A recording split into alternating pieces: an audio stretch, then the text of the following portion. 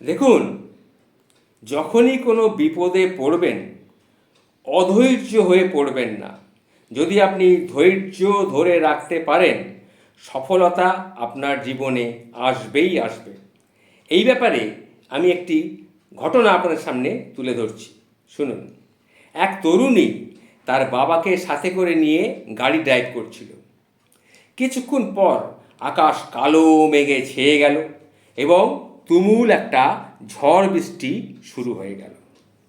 তখন তরুণীটি ভয় পেয়ে বাবাকে জিজ্ঞাসা করলো, বাবা, এবার কি করব বাবা?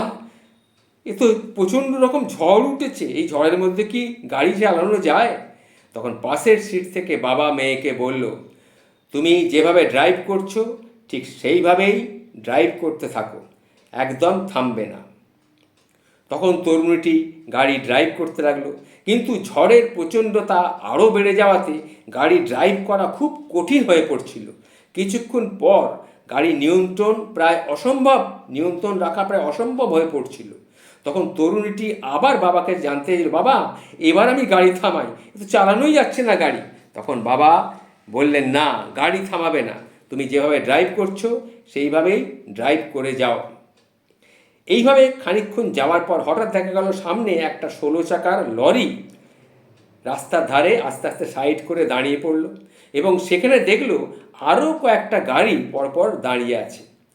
তারা গাড়িগুলো পার্ক করে রেখেছে। এই দৃশ্যটা দেখে সেই তরুণীটি বাবাকে বলল, বাবা, এবার আমাদের তো থামতেই হবে, দেখো আশেপাশে সবাই গাড়ি ড্রাইভ করা বন্ধ করে পথের পাশে থেমে যাচ্ছে। কিন্তু বাবা সেই আগের মতোই তার সিদ্ধান্তে অটল।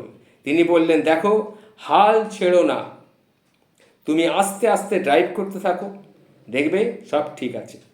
বাবার কথা শুনে তরুণীটি সেই আস্তে আস্তে গাড়ি ড্রাইভ করতে থাকলো। প্রচণ্ড ঝড়ের মধ্যে আস্তে আস্তে সামনের দিকে এগোতে লাগলো। এভাবে কয়েক মাইল যাওয়ার পরে তখন মেয়েটি আবিষ্কার করলো ঝড় থেমে গেছে, সূর্য উঠে গেছে। এবার বাবা বললেন, শোনো, তুমি এবার গাড়ি থামিয়ে বাইরে নেমে এসো। তখন মেয়েটি বলল, এবার তুমি কেন বলছো বাবা এই কথা? বাবা তখন বললেন, এখন এই জন্যেই বের হতে বলছি যাতে তুমি পেছনের দিকে তাকাতে পারো এবং সেই সব মানুষদের দেখতে পারো যারা হাল ছেড়ে দিয়েছিল এবং থেমে গিয়েছিল। ওরা এখনও ঝড়ের মধ্যেই আছে, কিন্তু দেখো, তুমি কিন্তু হাল ছাড়োনি এবং থেমেও যাওনি। তাই তোমার ঝড় এখন শেষ। এই যে ঘটনাটি আমি আপনাদের সামনে তুলে ধরলাম, এই ঘটনাটি জীবনের ক্ষেত্রেও ঠিক একই ব্যাপার প্রযোজ্য। জীবনে চলার পথে আমরা অর্থনৈতিক, আবেগিক, পারিবারিক, সামাজিক ক্ষেত্রে নানান ধরনের ঝড়ের মুখোমুখি হই এবং ভয় পেয়ে আমরা থেমে যাই। থেমে থাকার ফলে কি হয়? থেমে থাকার ফলে সেই ঝড়ে আমাদের জীবন গাড়ি নানাভাবে ক্ষতিগ্রস্ত হয়, যা আত্মবিশ্বাসে একটা ঘাটতি এনে দেয়। জীবনের রাস্তায় রেসিং ড্রাইভের মতো কিন্তু মসৃণ নয়। জীবনের যে রাস্তা সেটা কিন্তু যে রাস্তায় রেসিং হয় সেটা যেন মসৃণ থাকে, জীবনের রাস্তা কিন্তু সেরকম মসৃণ নয়। কারণ জীবনের পথ বড়ই বন্ধুর। চলার পথে নানা ধরনের বাধা বিপত্তি আসতেই থাকবে, কিন্তু থেমে থাকলে ক্ষতির পরিমাণ কিন্তু বাড়তেই থাকবে।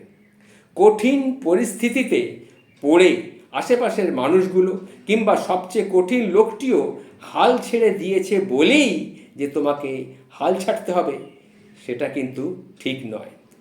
পরিস্থিতি যতই কঠিন হোক, ধীরে ধীরে সামনের দিকে এগোতে থাকুন, দেখবে আল্লাহ বা ঈশ্বর তোমাকে সাহায্য করবে। তাই বলছি, ধৈর্য ধরো, পূর্ণতা জীবনে আসবেই। সাফল্যের সূর্যটা আবারও একবার মাথার ওপরে ঝলমল করে হেসে উঠবে। ভালো থাকবেন।